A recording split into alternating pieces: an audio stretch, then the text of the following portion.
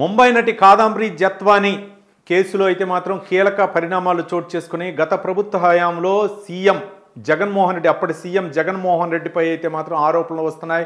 నటి జత్వానీ ఆరోపణల నేపథ్యంలో ఆ ముఖ్యమంత్రి ప్రమేయంతో ఈ వ్యవహారం అంతా జరిగింది. గతంలో పారిశ్రామికవేత్త జిందాల్ అయితే మాత్రం జగన్మోహన్ రెడ్డి గెలిచారు. జగన్మోహన్ రెడ్డి ప్రోద్బలంతో సజ్జల ప్రమేయంతో ఈ జత్వానీపై అయితే మాత్రం కేసు నమోదవటం జరిగింది. ఆమె తీవ్ర ఇబ్బందులు కూడా ఎదుర్కోవడం జరిగింది. ఇదే పనేనా జగన్ అనేటటువంటి విమర్శలు వస్తున్నాయి. అంటే అభివృద్ధిపై ఫోకస్ పెట్టాలా, ఒక పక్క సంక్షేమ పథకాలపై ఫోకస్ పెట్టాలా, రోడ్లు, మరో పక్క ఇన్ఫ్రాస్ట్రక్చర్పై ఫోకస్ పెట్టాలా, మరో పక్క ఆ రాష్ట్ర రాజధానిపై ఫోకస్ పెట్టాలి. ఇవన్నీ ఏమీ పట్టకుండా నటులపై, లేకపోతే ఎవరికి కావలసినటువంటి ఒక అంటే ఎవరికి ఏం కావాలి, ఒక పారిశ్రామికవేత్తలు వాళ్ళు కొన్నటువంటి ముంబై ఎక్కడ, ఆంధ్రప్రదేశ్ ఎక్కడ, ముంబైలో ఉండేది మైలవరంలో కేసు పెట్టండి, ఒక మారుమూల కృష్ణా జిల్లాలో ఉన్నటువంటి అక్కడ కేసు పెట్టడానికి గల కారణాలండి. జగన్మోహన్ రెడ్డి ప్రమేయం లేకుండా ఏమీ జరగలేదు అనేటటువంటి ఆరోపణలు వచ్చింది మిత్రులారా.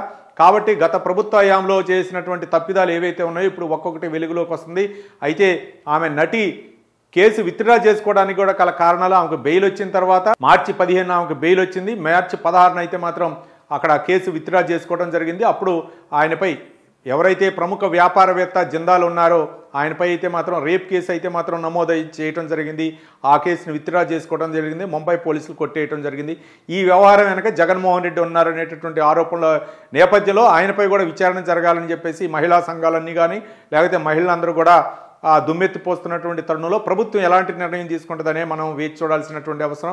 ముఖ్యంగా ముంబై నటి ఎక్కడ ముంబాయి, ఎక్కడ ఆంధ్రప్రదేశ్ అనేది కూడా అందరూ ఆలోచిస్తున్నారు. కాబట్టి ఇదే పనిలో జగన్ ఉన్నాడా అనేటటువంటి అంశాలు కూడా తెరపైకి వస్తున్నాయి. అంటే పంచాయతీలు, వ్యాపారవేత్తలకు ఏం కావాలా, మీ పంచాయతీలు ఏంటి, ఈ పంచాయతీలో కూడా ఎంతో కొంత డబ్బులు నొక్కే ఉంటారు. కోట్ల రూపాయల డీల్ జరిగే ఉండే అవకాశం ఉంటుంది. ఊకే ఐపీఎస్ అధికారులు లేకపోతే ఈ దారాదత్తం చేయరు కదా, వాళ్ళు ఏం సేవకులు కాదు కదా, వాళ్ళు ఐపీఎస్ చదువుకొని ఉద్యోగులు వచ్చి కష్టపడి వచ్చారు కాబట్టి వాళ్ళు వినాలంటే ఎంతో కొంత ఇవ్వాల్సిందే. కాబట్టి జగన్మోహన్ రెడ్డి వ్యవహారంలో కూడా ఎంతైనా సరే ఆయన డబ్బులు ఇస్తే కాందంటూ ఏమీ ఉండదు. కాబట్టి జగన్మోహన్ రెడ్డి ఈ వ్యవహారంలో ఇదే పనిలో ఉన్నాడనేటటువంటి ఆరోపణలు వస్తున్న తరుణంలో మరి నటి జత్వానీ వ్యవహారంలో ప్రభుత్వం ఏ విధంగా వ్యవహరిస్తుంది, ఇప్పటికైతే మాత్రం ఒక ఏసీపీ అధికారిని అయితే మాత్రం నియమించి ఒక బృందాన్ని అయితే మాత్రం ముంబై పంపించే పరిస్థితిలో ఉంది. కాబట్టి మరి జగన్మోహన్ రెడ్డి ప్రమేయం ఎంతవరకు ఉందో మనం వేచి చూద్దాం.